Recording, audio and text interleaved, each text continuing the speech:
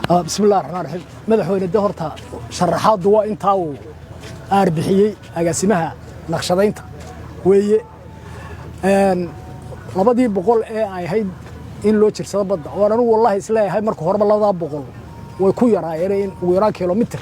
la keenaba ahayd waayo imaka halkan ay taaganahay iyo badda levelkeedu waxba uma dhaxeeyaan hadii imaka dabayl yaro tsunami timaado waxaan oo dhan way dhufanaysaa iyo wixii ma garanaysaa ku beeganba oo joog badan oo daa'im ka dheer ma taagnin midda labaad isbedelka cimiladu wuxuu keenayaa in North Pole iyo South Pole ba barafkooda dhalaalo biyihii way korayaan oo biyihii way badanayaan levelkii baddu kor buu u kacayaa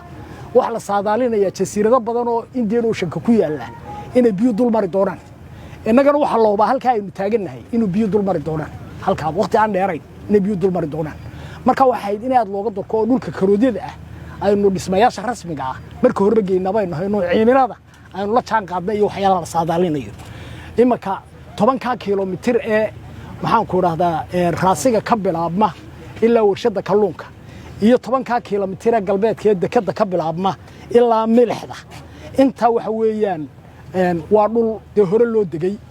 oo imaka aan maxaan ku raahdaa runtii manfac kale oo ama mustaqbala ama imaka ah oo aan isleeyahay haday sidaa tahay waa laga heli karaa ma jiro halka marka laga bilaabo ilaa ari cadeeye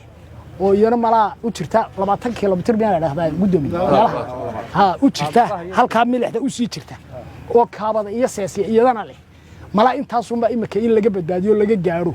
ay ma garanayso runtii aan isleeyahay waa hadii wuxuu laga hortagi karo tanna wixii warshada kalluunka ka sheeyo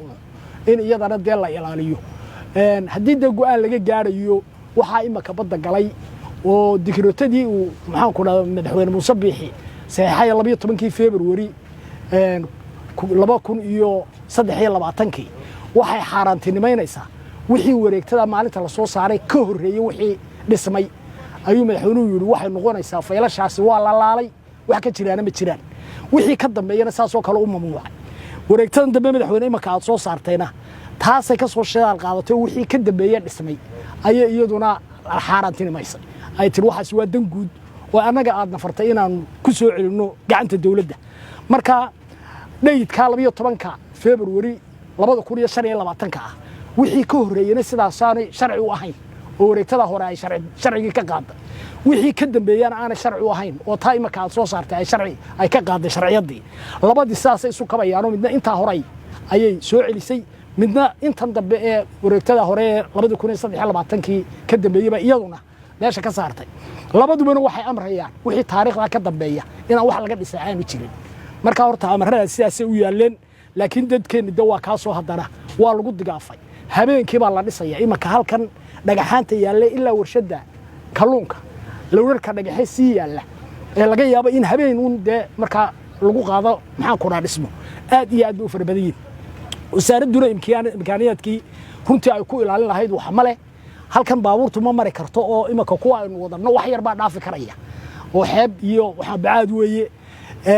gaadiid hagaagsan male shidaal male gunno male wax alla wax ku ilaaliyaan ma jiro waxaanu ka doonaynaa inay ilaaliyaan dhulka ilaaliyaan oo ilaa ari cadeeya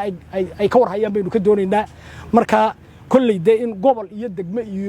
iyo maxaan ku dhaw wasaarad ahaan ba aynu isugu tagno inaynu intii kale badbaadino wixii aan badbaadin karnaa aynu badbaadino ayuun bay ila eg tahay wixii imaka xaaladdu sida ay tahayna kulli adigu ma madaxweynaha ahaan aanu filayna go'aankeeda inaad yeelan doonto inahaasaan kaga baxaya